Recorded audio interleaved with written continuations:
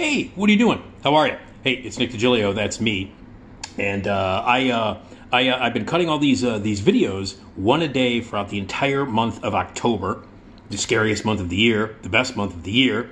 And I've been doing one a day, telling you which horror movies to see throughout the month. So I've picked 31 DVD/Blu-rays or whatever. Basically, I went into my DVD closet, my Blu-ray closet. I grabbed a whole bunch of stuff and I threw them down, made a little stack next to me. And I have been grabbing them randomly and telling you about one a day to check out. October, best month ever. Halloween, the only holiday that should matter. And I've been picking a movie a day to tell you about to check out if you want to watch horror movies. You know me. I think you should watch a horror movie a day. Actually, I think you should watch about 10 to 15 horror movies every day throughout the year. But it is Halloween time and everybody likes to watch horror movies, so I figured I would randomly grab one of my favorite movies and tell you about it. Please give to my Patreon page. All the videos and all the stuff that I do, my podcast, all that stuff is free. So please give what you can, as little as $3 a month. May be nothing to you, but it's a lot to me. So please donate, pick a tier, donate monthly, $3, if as little as $3 or more. Patreon.com/NickD Show. Patreon.com/NickD Show. Give today. Check out my podcast, the Nick D Podcast. Review movies, guests, entertaining, fun, awesome. Esmeralda Leon is my co-host. We're going to be doing a live version of the podcast. Me, Esmeralda, on the stage. You in the audience. We've got prizes to give away, special guests. It's going to be hilarious and a lot of fun and interactive, and you'll be a part of the recording of a podcast, and you'll be forever recorded as part of a live podcast recording. We'll be doing that at Zanies in Rosemont on Tuesday, November 15th, live. Tickets are on sale now. Please, order your tickets now. Please, come on out, pack the place, be a part of the live recording. Me, Esmeralda, surprise guest, prizes. It's going to be great. Tuesday, November 15th, Zanies in Rosemont. Rosemont.zanies.com. Order your tickets now. Get them now. Please pack the place. It's going to be awesome. It's going to be entertaining. It's going to be hilarious. Lots of fun, lots of surprises, prizes. Me, Esmeralda, awesome. Nick D Podcast Live, Zanies in Rosemont. So please get your tickets now. Okay, horror movies. Let's get into it. It is October 8th. As I am checking it off, so let me check that off right now. October 8th. Okay.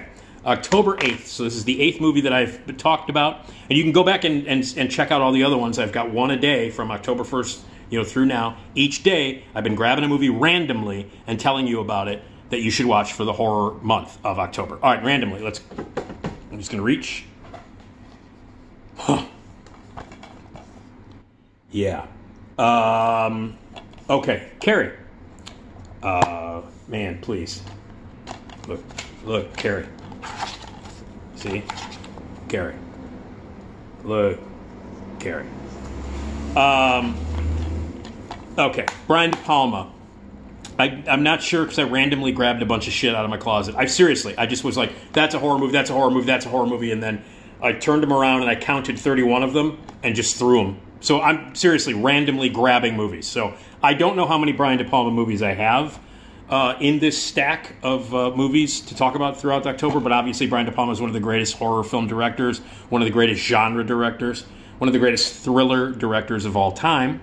My favorite Brian De Palma movie is not a horror movie, so it won't be mentioned in these videos, but it's Blowout, which I think is one of the greatest movies of all time, one of the most important American films ever made, best performance John Travolta's ever given, best movie Brian De Palma's ever directed. And that's saying a lot because Brian De Palma is a fucking master who has made several masterpieces, one of the greatest filmmakers ever.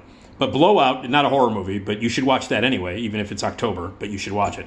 But Carrie, scariest movie he's ever made, I think. And he's done a lot of scary movies. He's done a lot of great horror movies.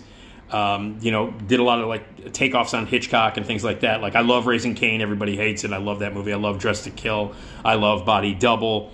I'm just a fan of Brian De Palma big time. Like I love 95% of the movies that he's made. I would give 4 stars. And he's a great genre director. Obviously a very showy director. Very cinematic. Does a lot of crazy shit with the camera and editing and photography and split screen and all that stuff.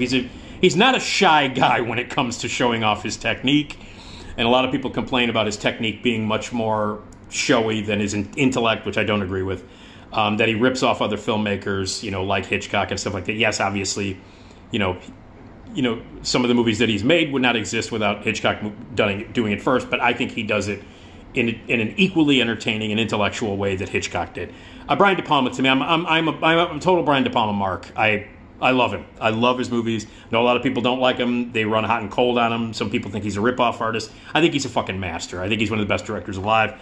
And Carrie, I think, is the scariest movie he's ever made. The remakes, no need for them. There was a TV remake with Angela Bettis, which was actually much more faithful to Stephen King's novel than this was. And it featured a really nice performance by Angela Bettis as Carrie, but unnecessary. The remake with Chloe Grace Moretz, and Patricia Clarkson? No, Julianne Moore. Completely unnecessary, almost frame for frame the same as this movie, except for the very end. Unnecessary and ridiculous. This is the quintessential version. There was also the sequel, Carrie 2, The Rage, which, by the way, if you want to scroll back, if you're on my YouTube channel, you want to scroll all the way back, there's a story I told when we went to New York with my play, The Vinyl Shop, which I co-wrote with Mike View and directed, and it was our adaptation of, we did like a loose adaptation of High Fidelity, the Nick Hornby novel, and it became a big hit, and we took it to New York to the Fringe Festival. Well, I tell a story about how one performance in New York that we did was attended by Emily Burgle, who played Carrie 2 Electric Boogaloo. She didn't play Carrie. She played, it wasn't like the same Carrie from the original movie, but it was called Carrie 2 The Rage. Anyway, I tell this story about how Emily Burgle showed up to a performance of my play, The Vinyl Shop. The year was summer of 1999. And Emily Burgle from Carrie 2 Electric Boogaloo showed up loaded and was drinking vodka and screaming during the performance. Anyway, that video is there. The whole story about the girl from Carrie 2 The Rage getting loaded while watching my play in New York. That's there somewhere. So scroll down and check it out because it's a great story. But anyway, Carrie, 1976. Sissy Spacek nominated for Best Actress. Piper Laurie nominated for Best Supporting Actress. Both nominated for Oscars. Both amazing performances. That's one of the keys to this movie, why it works so well. Adaptation of a Stephen King book. It's about a teenage girl who has been picked on, lives with her crazy religious mother, and is a complete outcast, and who has these powers, these telekinetic powers, to move things with her mind and make things happen with her mind. And it's a classic allegory about puberty, about a girl going through puberty and growing up. The first scene in the movie, she gets her first period, and it goes on from there. Supporting cast includes Nancy Allen, John Travolta, Betty Buckley, P.J. Souls, the wonderful, my buddy P.J. Souls is in this. Edie McClurg is in it as one of the high school students. And it's a terrifying movie. This movie scared the shit out of me when I was a kid. We all know the story. She seeks revenge at the prom, blah, blah, blah. All the teenagers and all the assholes and all the people that fucked her over. She seeks revenge on them in terrifying fashion, burns the prom down, goes home. Her mom's nuts, tries to kill her. She kills her mom, and then the house falls apart. Boom, boom, boom. So I basically, if you've never seen it, I just ruined the whole thing for you. But I don't give a shit. This movie is like 50 years old, so you should have seen it by now. Terrifying movie. A terrifying movie. One of the scariest movies ever. Scared the shit out of me when I was a kid. I was 11 when I saw it. My dad took me and my friend Danny Long to see it at the Lake Theater in Oak Park. And we had never really gone there before. When I was a kid, my dad liked to take me to as many different theaters as possible. He knew I loved movies. And we would see all of the movies. 90% of the movies that I saw when I was a kid, I saw in the Loop. In the grindhouses, as they were called then. The once movie palaces, performance palaces of yesteryear. In the 70s, they were on hard times. They were kind of rat-infested grindhouses. Many of these beautiful old theaters were in bad shape, and they were showing like kung fu triple features. They were open from like 8 in the morning till 2 in the morning, and bums would go in and sleep there and stuff like that. This was the 70s when they were grindhouses. That's where I saw most of my movies. Or neighborhood theaters. I went to the Davis a lot, blah, blah, blah. But my dad was like, hey, this kid loves movies. I'm going to take him to as many different movie theaters, in the suburbs, in the outlying areas as possible, because he loves movies and I want to nurture that. So my dad took me to a lot of movie theaters I never would have gone to otherwise. One of them was the Lake in Oak Park. We did not live near Oak Park. We lived by Wrigley Field. So, but choosing to go there with my dad was like, let's go to this theater called The Lake. You've never been there before. We never went. We went on a Friday night, which was unusual because my dad and I would usually go to movies on a Sunday morning. We would go down to the Loop, take the L down, or my dad would drive down. We would go down to the Loop. We'd see 1, 2, 3 movies at different big grindhouses, in the Loop there on Randolph and Washington and State Street and Dearborn and all those places. So to go on a Friday night at 10 o'clock, me and Dan and my dad went to the Lake Theater in Oak Park. We'd never been there before. We get there, and it's really empty. The streets are empty. We don't know where the theater is. We park. We're kind of walking around. If you've ever been there, that area of Oak Park is kind of like really quiet and kind of mall-like. And for 1976, that was weird. And the theater is like kind of off. You know, you got off. It's not a very populated area. And it was like 10 o'clock on a Friday night. We go. There's like nobody on the street. We'd never been to the theater before. It was weird. We go in, very foreign. It's not like, you know, going to the Davis or the Parkway or the Commodore or the movie theaters downtown. The theaters that me and Dan and my dad knew. So we go. We don't know the theater. It's weird. We're waiting in the lobby before the movie. And the 8 o'clock show is still happening. This is when you would wait in the lobby. The movie would end, and they would clear the theater out, and you would go in, or you could just stay. There were a lot of times you could just go to movies and walk in halfway through and stay all day. Back in the 70s, you could do that. But I remember we were waiting in the lobby, and we were very like, oh, it's going to be a scary movie. It's going to be scary. Ooh, we saw the trailers for it in commercials. We're at this theater. It's very, very late at night. We don't know where the fuck we are. Oak Park. Ooh, you know. Oak Park, perfectly nice place. But we were kind of freaked out. New theater, all weird. Friday night, 10. We're kids. We're 11 going, ooh, you know. We're waiting in the lobby for the movie. And all of a sudden, the 8 o'clock show is still happening. And all of a sudden, we hear everybody fucking scream. The entire packed theater, like screams at the top of their lungs. Like, and we're all like, what the fuck is going on? So then a few minutes go by, and then everybody comes out. And we see the people like kind of shocked as they're walking out. They file out, and then we go in as the credits are still ending. This was back in the 70s. They didn't clean the theaters. There wasn't 20 minutes or a half an hour between showings. All right, those people are out. Go in. So you just go in. So the credits were ending. We go in. We sit down. And there's like literally like a 3-minute break before they start the next show. So they show the coming attractions, and then the movie starts. So Carrie begins, and it freaked me out from the beginning. Like the entire movie, I was scared the entire movie. I didn't know what the fuck was going on. I was like 10 or 11 when I saw the movie, and I knew what a period was. You know, I knew what, menstruation kind of was, but I'd never seen anything like that, and that's how the movie opens. And then it just gets crazier from there. It's terrifying. Sissy Spacek scared the shit out of me.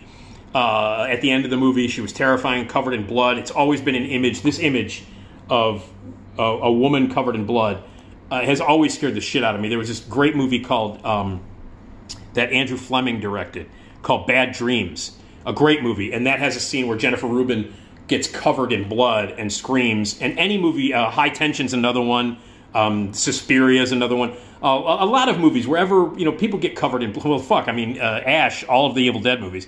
But whenever a woman is like covered head to toe in blood, it terrifies me, and it should. But it's because of this movie. And Piper Laurie scared the shit out of me too. I'd never seen anything like that. So terrifying on every level, scared the shit out of me, and then the ending. Now, Dan and me and my dad I guess we'd completely forgotten about what we experienced while waiting to get into the theater.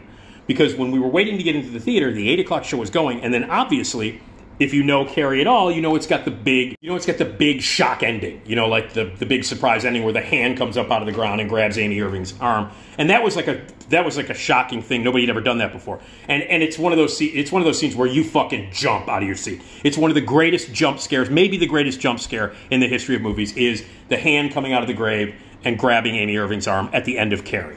So we'd forgotten. We'd heard the audience's response to that when we were waiting to get in the lobby. We heard the entire audience go, ah, and scream like maniacs, but we were so caught up in the movie that we forgot about it.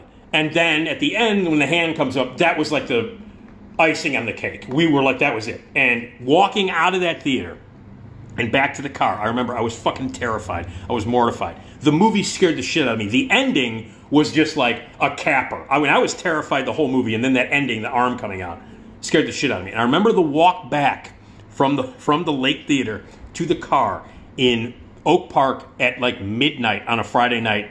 The walk back to that car was terrifying. Never been there. Very foreign area. I didn't know what was going on. Me and Dan were terrified. And we take Dan home. He goes home.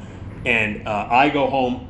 Couldn't sleep. The lights were on. I turned all the lights on in the apartment. I couldn't sleep. Fucking terrified me. I talked to Danny the next day. We were on the phone. He's like, I couldn't sleep last night. So we got home from seeing Carrie, absolutely mortified, traumatized by the entire movie, by the ending, by Oak Park Scared the shit out of us. And forever, that experience of seeing Carrie for the first time traumatized me, and it's one of my favorite horror and movie-going experiences of all time. Carrie still holds up today.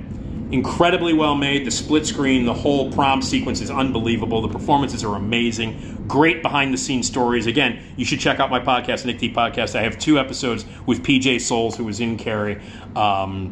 She's got great stories about it, the making of it too. But this is a classic. This is a true classic. You can't go through the Halloween season and not watch the original Carrie, or not at least watch a couple of more Brian De Palma movies. So yeah, Carrie. That's movie number 8 on October 8th, Carrie. An absolute classic. Again, randomly, I'm choosing these movies, and I'll do it again tomorrow. So enjoy Carrie, and turn on your DVR and your DVD psychically. Ooh.